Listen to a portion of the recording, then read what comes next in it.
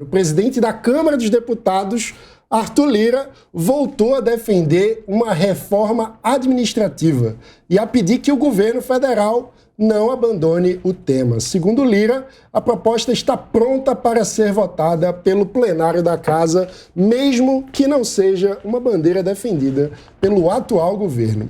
Lira reafirmou a necessidade de discutir esse assunto para garantir um país mais justo, com controle das despesas públicas. Vai sobrar pro coitadinho. Quero ver mexer no salário de juiz, de promotor, de desembargador. Quero ver mexer em salário de deputado. Vai sobrar sempre pro coitadinho. Eu vou fazer que nem a Glória Pires. Eu prefiro não opinar. E aí, Rica, o quanto precisamos ou não de uma reforma administrativa?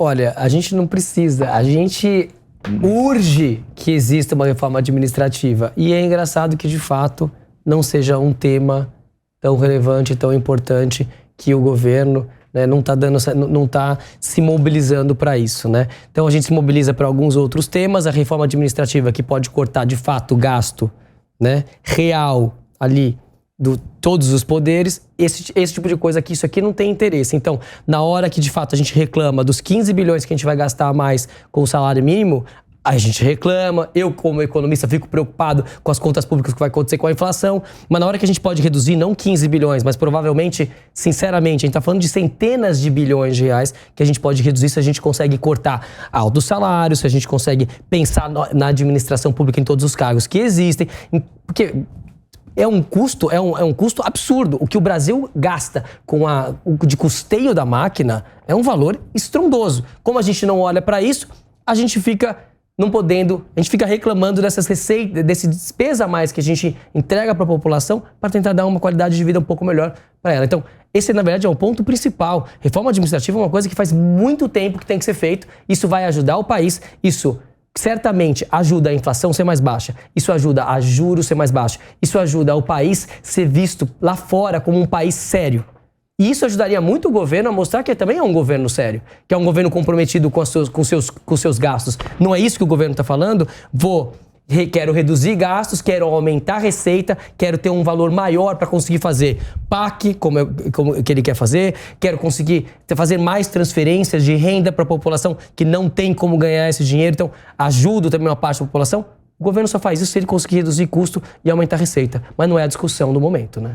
Agora, um ponto interessante é que, em tese, quando a gente pergunta para os políticos no Congresso, a maioria é a favor de uma reforma administrativa. O ranking dos políticos divulgou uma pesquisa sobre a visão do Congresso Nacional sobre esse assunto, a reforma administrativa. 2 pontos de destaque abordados nessa pesquisa foram a regulamentação do processo de demissão de servidores públicos e a remuneração deles vinculada à avaliação de resultado. Em um contexto geral, na Câmara dos Deputados, a maioria se mostrou favorável à regulamentação do processo de demissão de servidores públicos, totalizando 54,7% dos deputados. 42,5% não é favorável, enquanto 2,8% não sabe ou não respondeu à pesquisa. Já no Senado Federal, 60,9% respondeu que é favorável a uma reforma administrativa, enquanto 34,8% não é. Somente 4% dos senadores não responderam ou não sabem. Agora, ao falar da remuneração dos funcionários públicos, a maior parte dos deputados acham que deve ser de acordo com o desempenho do servidor, totalizando 73%. 23% não apoiam essa medida, enquanto 2% não opinaram. No Senado Federal, a diferença é pouca, 73% apoiam que a remuneração do servidor se dê de acordo com o desempenho dele, já 26% não apoiam a medida. E agora a questão é, se o Congresso, em tese, está favorável a avançar com a reforma administrativa, pelo menos em termos amplos, tem chance disso de fato acontecer, dado que estamos num governo do PT? Olha, é muito difícil, né? Porque a conversa atual sobre reforma administrativa tem sido, na verdade, uma conversa de aumento de concurso público, né? A ministra já falou em 10 mil vagas, algumas pessoas até imaginam mais. Existem pessoas, eu acho que tanto dentro do governo quanto no legislativo, que estão trabalhando por uma reforma administrativa.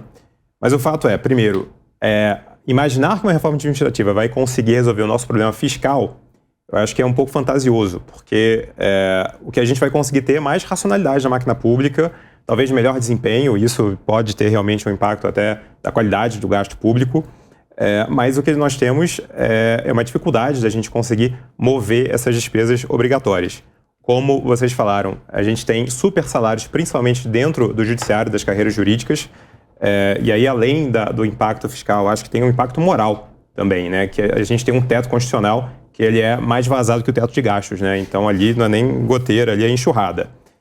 O Brasil hoje tem uma massa salarial que é acima das médias regionais, é uma massa salarial, se você pegar a proporção dos gastos com folha de pagamento do governo em comparação à renda do Brasil, a gente chega ali, nos últimos estudos, a 13%, fica acima de países como Portugal, como França.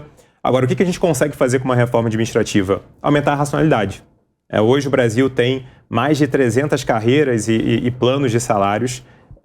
Nada que foi feito pensado, né? Foi tudo feito no puxadinho, foi feito na gambiarra, foi feito ao longo do tempo. Então, você conseguir dar mais gestão, fazer como foi feito, como foi perguntado ali na pesquisa, conseguir atrelar desempenho e bonificação e salários. Eu tive uma experiência como gestor público e eu consegui, com a minha equipe, fazer isso dentro de um órgão público, né? A gente conseguiu fazer avaliação de desempenho a cada 3 meses, conseguiu com isso também ter uma mudança ali das gratificações, do retorno salarial para alguns servidores, mas isso é algo que depende muito do gestor público especificamente, né? O sistema não colabora para isso, então a gente precisa ter um sistema que de fato consiga atrelar desempenho, remuneração, desempenho e melhores incentivos para o governo federal. E 2 pontos, na verdade, que eu acho que são subestimados. A contratação de servidores por tempo determinado. Vários outros países funcionam assim, organismos internacionais funcionam assim.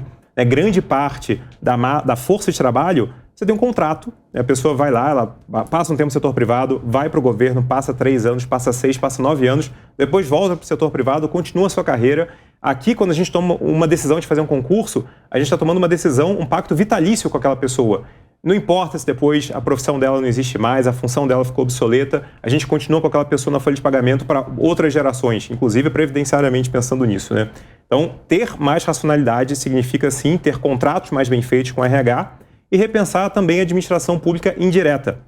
Hoje a gente tem uma regra que é geral. Se a gente pensar nas nossas fundações, autarquias, é possível que a gente consiga ter outras formas de políticas de RH, outras formas de execução orçamentária, que é diferente, né? A administração indireta da administração direta de uma forma geral. Então, acho que a gente precisa trazer novos temas para a reforma administrativa e conseguir pensar nessa análise de custo-benefício do serviço público no Brasil. Você falou de funções que não existem mais e continuam. Tem datilógrafo, ascensorista. Exato. Eu tive no meu órgão, né, na Escola Nacional de Administração Pública, pessoas que conseguiram se recolocar. Uma datilógrafa que foi para o RH e virou uma gestora de pessoas. Excelente. Tinha pessoas que eram mateiros, tinham pessoas que eram... Eu nem sabia o que era mateiro, achei que fosse de mate, mas não, era cortador de mato mesmo. Tinham pessoas que estavam lá como assistente de retroprojetores. E algumas pessoas, elas têm por vontade própria até de contribuir com o serviço público e se requalificam, se reposicionam, mas o fato é que a gente tem essas carreiras que são obsoletas. E apesar de existir essa previsão constitucional para que a pessoa ali não faz mais sentido, a gente precisa trazer um servidor que faça sentido para essa posição. Na prática, isso não acontece. Agora, quando a gente fala de reforma administrativa, para ter um senso de justiça, tem que incluir os grandes, como estava dizendo o delegado Palumbo. Não vão incluir. E os grandes, que são talvez os mais intocáveis hoje, estão no judiciário, né, Laine? Ou seja, como que você acha que tem alguma chance de fazer com que a progressão no judiciário se dê de acordo com o desempenho no serviço, como está dito na pesquisa? Hoje a gente tem um dos judiciários mais caros do mundo, mas a gente também tem um país que judicializa demais. Tudo se resolve na justiça. Até porque a gente tem muitas leis que deixam ali cláusulas muito subjetivas, né, muito brancas, muito esparsas, e aí a gente depende muito do judiciário para resolver um conflito. Sinceramente, mano, eu acho que um togado, né, um magistrado, ele merece ganhar bem pelo trabalho que ele faz. Se você comparar com um funcionário do privado, né, um alto executivo do privado, ganha tão bem quanto um juiz. O salário é bem compatível com alguém que está hoje no que a gente chama no privado de C-level, que é o nível da diretoria, né, de pessoas que estão ali preparadas, né, tem algum preparo ali para tomar uma decisão. Meses de férias? Vamos lá, vamos por parte. Vocês recebem outros 10, 20, 30 salários ao ano, porque não, 1 milhão de férias? Bônus sim, né? As empresas privadas... Salário de 40 mil que vão a 400 mil. 1 milhão de férias? Peraí. Bônus por desempenho, né? Não penduricalho, né? Assim, exatamente. Recebem, né? Eu já trabalhei na iniciativa privada e eu tinha alguns benefícios em razão da minha função, né? Então, eu não questiono os ganhos financeiros, o pecuniário, né? O que eu acho que a gente tem aí como buraco negro primeiro para ser resolvido é justamente essa questão do governo, do Estado ser engessado para contratação de pessoas mais técnicas, né? Te dou um exemplo. Quando a gente vai, por exemplo, para a área da tecnologia, muitos órgãos ainda não conseguiram fazer um concurso para trazer profissionais de tecnologia, né, capacitados, com conhecimento, inclusive, de mercado, né? Então, se você tem aí a possibilidade, né, como pontuou o Diogo, de fazer aí essa migração de público e privado sem a necessidade de um concurso público, né, baseando bem o que é um perfil técnico, né, qual é a necessidade, como numa empresa privada. O sujeito, quando vai ser contratado, está lá. Eu preciso de alguém com 10 anos de experiência, que já tenha trabalhado com isso, com aquilo. E você tem ali a flexibilidade do RH, do departamento de pessoal, de olhar para aquilo, de fato entrevistar e ver se ele tem capacidade técnica de atender, e não porque ele seja apadrinhado, porque ele é parente de fulano ou de ciclano. O que me preocupa muito, que eu considero um buraco negro hoje no Estado, é a questão de cargos comissionados, sem sombra de dúvida, porque a gente sabe que cargos comissionados são pessoas que têm ali uma relação próxima, que orbitam ali e que são, às vezes, até pagamento de dívidas de campanha. Eu queria dar um minutinho. Não é isso, Palombo? Estou falando mentira? Um minutinho. Não, você está falando a verdade mesmo. Um minutinho para o Palombo, que é tanto deputado comissionados como são amigos dos amigos, né? Isso. E eles sempre mexem com o funcionário público, aquele pequeno funcionário público. Eu sou filho de professor, eu sou funcionário público, sempre trabalhei muito, meu pai sempre trabalhou muito, a minha esposa é funcionário público, trabalha muito, mas eu quero ver eles mexer com o salário de juiz, com o salário de promotor, com esses penduricalhos. Eu quero ver pagando indenizações aí, férias de R$1 milhão, eu quero ver eles mexerem. Agora, essa pesquisa aí, os deputados vão lá e falam o que o público dele quer ouvir. Por isso a importância de fiscalizar o seu deputado. Falar uma coisa na resposta da pesquisa, mas depois vota outra. Porque sabe que a maioria da população não fiscaliza absolutamente nada. Muitos pegam um panfleto do chão para votar no dia da votação.